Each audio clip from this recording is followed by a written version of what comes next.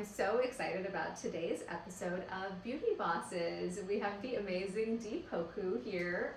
Thanks for being here. I am so happy to be here. I'm so happy that you're here. So Dee is a British entrepreneur, social impact strategist, and advocate for women's leadership and empowerment. And we met this summer through a mutual friend, and I thought you have such a cool life and career journey that I had to know more. So many people know you as the founder and CEO of the WIE Suite, a private membership community focused on supporting accomplished women in leadership and entrepreneurship through all sorts of different things, including networking, resources, growth opportunities. But you also have done so much work in other spaces like promoting gender equity and women's influence across industries. So it's a lot. You do a lot. I love women. Wait, I love that for us. When you were a kid, what did you think you were going to be when you grew up? Oh, that's a good one. I wanted to be a dancer, actually. I love dance, and I did sort of ballet and modern and all those things. But I have very traditional African immigrant parents, and dance was not in my future as far as they were concerned. They wanted me to have a career that had structure and longevity, and wasn't sort of whimsical, as far as they saw it. And so, unfortunately, that sort of went by the wayside, and I went to university instead. Okay, and so at university, what did you study, and how did that lead you to where you are now? So I studied math at university. Oh wow! Yeah, I love math. I love math too. I always loved math. I get it. It makes sense to me, and gives me a lot of joy. And actually, my son, who's now 12, also loves math. So I have a 12-year-old math-loving son also. Oh, we have to get them should together. Get them together. Yes. Yeah, they can recite digits of pi or something. Yeah. So that's what I studied. I think that ultimately, in thinking about my career, definitely, took a few turns. It wasn't necessarily sort of a linear path where, as a kid I was like, I want to be, actually my son wants to be an inventor, and I feel that's really is his path. Like, he loves sciences and math, and like that's where he's going. I probably gravitated more towards the arts, but I also love math, and so it's definitely sort of been my own particular journey. And at what point did you feel like you wanted to focus on women empowerment and some of these leadership roles that you've taken? That really didn't come until way later, but I think that, as I was building my career, as I was navigating education systems, there were lots of subtle signs and hints and incidences that I think ultimately informed what I ended up doing, just kind of inconsistencies and bias, and I didn't necessarily have a name for it or a way to articulate it, but just subtle things that felt wrong, but that was just how society operated. And so creating a platform for women didn't really come until I'd been in the workforce for a very long time. And I spent most of my career in the entertainment industry, and so if you really want to experience crazy bias and crazy sort of unfairness and imbalance and just inconsistency, then that's the industry that will give it to you. It's heavily male dominated. It's so much about access and privilege and luck, and so I think navigating those corporate spaces as a woman, as a black woman, where I felt alone often, where I was trying to figure out what does success look like? How do I navigate these spaces? How do I get in the right rooms? Why was I rejected? What do I need to do next? How do I build relationships? All those things that were coming up, I had no one to really turn to discuss. And so that was really the beginning of the formation of the WIE Suite. I love that story, and it makes so much sense because I do get the feeling that the entertainment industry is a focal point for gender inequity. Do you have some examples of things that you've seen, or even stuff in pop culture that makes you hone in on this idea that more needs to be done in that space? I mean, I huge could just read amounts. the newspaper for 1 second. Exactly, just We've for 1 seen second. the newspaper for the past couple of years, yeah. Yeah, I mean, actually, someone had reshared Natalie Portman presenting an award at the Golden Globes, where she said, and here are the all-male nominees for Best Director. And, you know, that was very often the case. There are a predominance of men who get the sort of plum directing roles and the bigger budgets, and women tend to be sort of relegated to more independent films. And you know, and even when they achieve success as independent directors, it's rare that they get that sort of big budget sort of blockbuster. And when they do, if it isn't successful, then they're like back to where they started. Whereas, you know, a man can fail 2 or 3 times before that's noticed. I think for me, you know, it was more about just a lack of women in leadership roles. And so, you know, sort of at the studio, and what happens is that it then informs what gets made, because, you know, we're storytelling. So if you're hearing stories that don't really speak to you, don't feel that there's an audience for them, you don't really relate to what's being said, and I think that cuts across, you know, the founder community when you're pitching maybe sort of women-focused products, and male investors don't get it. Like, it's very much what's, you know, what happens in the entertainment industry. And so, you know, they don't want to make those films. They want to make films that speak to them. So you're getting a very sort of singular story being told over and over and over. Whereas women are half the population, and you know, we want to hear about our own stories that can also, you know, there's not that there isn't crossover, but there are sort of specifics to how we live our lives. Yeah, and your identity shapes so much of the lens through which you see the world. So if you have only one lens, it's Right. going to reflect on the output in Right. a very different way versus having a number of different viewpoints. Yeah, and it really affects, you know, the next generation, our children, right? Because, you know, their lives and their viewpoints are informed by what they see in the media, what they're watching on TV, the movies they watch.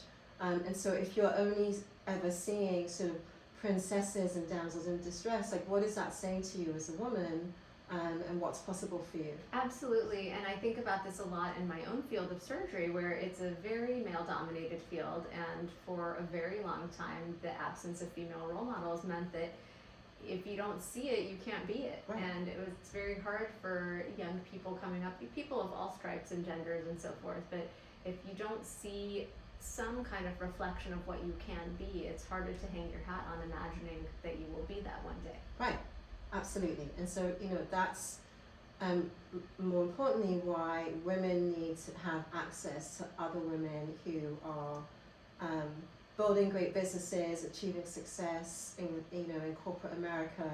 We need to have access to their insights, their tactics, their stories, their support, you know, to help us continue to dream big and achieve those things. Yeah.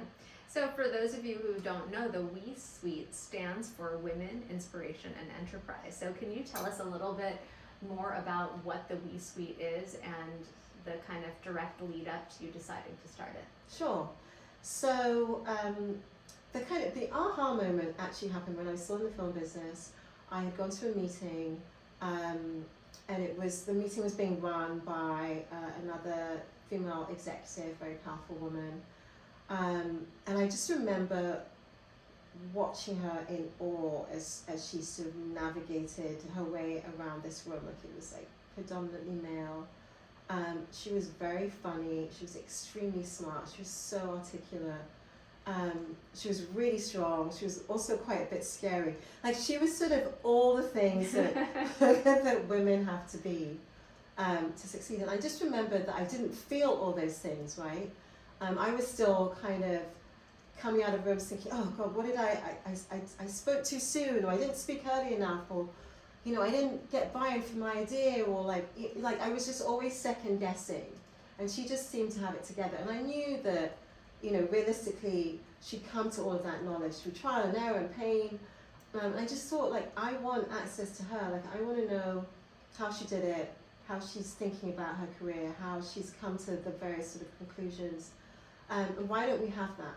And so that really instigated a dinner series where I was just like, I just want to be around other women where we just are in safe spaces and can talk about work. Like, it was very much about, like, I want spaces where we can talk about work, and I have my work colleagues, but obviously you have to be careful about what you say, because you're still, working with them and you're still trying to achieve, and then obviously you have friends, and your friends don't want to, like, hear about your work day. So, like, where's that space in between? And so that wasn't, how I was thinking about it in the long term, but, like, that was, what was subtly going through my head. And so it became this dinner series, informal, and the dinners just, like, got bigger and bigger and bigger because women loved them and would ask if they could bring a friend, and so it went from, like, these 8-person dinners to, like, taking over entire restaurants, and I was suddenly like, wait, like, I'm exhausted and people should pay me for this. And so it became a supper club, and then became a more sort of professional network. But it was all about giving women the tools and the confidence to walk into any situation just feeling strong and supported, in ways that I think that men do for each other all the time. And I just wanted to sort of formalize that for us. That's amazing. How big is the WIE suite now? Oh, we have thousands in our network, and just growing fast. How do you think that authentic conversations and connections among women can help shape the future of a variety of different industries? So, what I think is missing and why we need to have these authentic connections is that,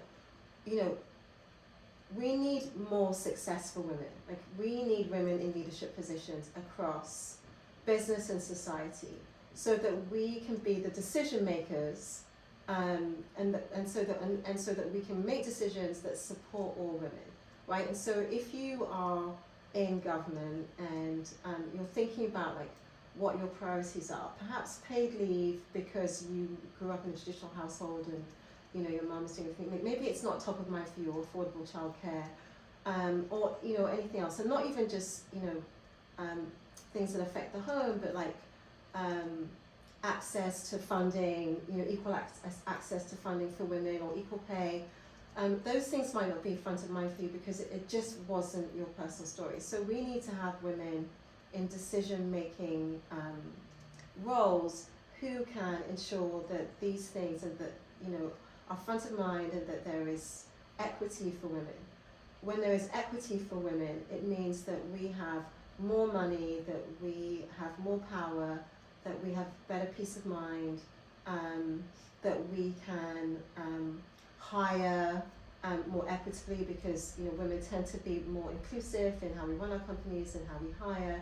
Like, it just has a ricochet effect on every aspect of society when you have women, the right women, not all women. I'm not saying, like, women are perfect, but I'm saying that when you have the right women in the right roles, that we really do think about society and community in that way, and that can only help the world at large. How do you feel like your background in marketing and the entertainment industry impacts what you're doing now for advocacy?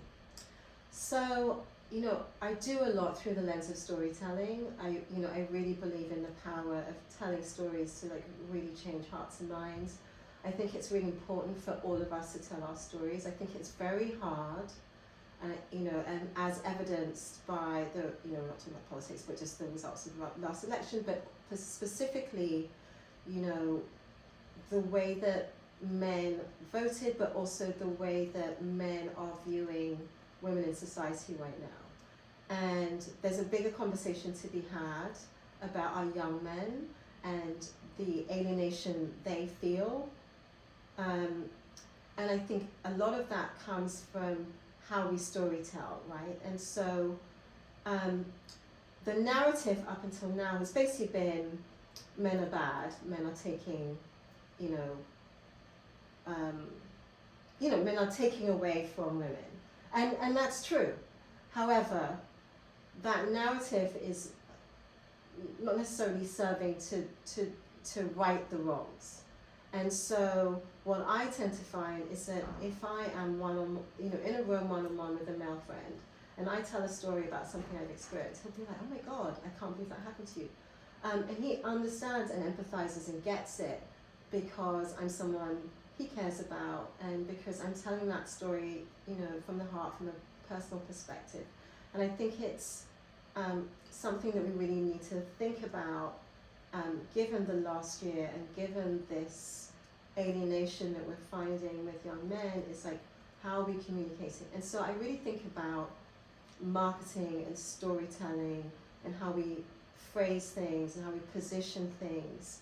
I think those things are really, really important. And so everything I do, whether it's branding, brand colors, language, I think that those are all really, really important in helping us sort of communicate authentically with our audiences. What are your goals for the future of the WIE Suite, or your projects and things that you have in mind? Big ambitions. I love that. I mean, I would say that we have, we've started as a community for women, but I definitely see us evolving, and we've started to do that, into more of a sort of multimedia platform for women and careers and their sort of career education. And so there are just definitely a lot of offshoots and other platforms that we want to explore as an organisation that I'm excited about. Okay, that's so exciting. Where can people find you and learn more about your work with the WIE Suite and kind of your work in general? Sure.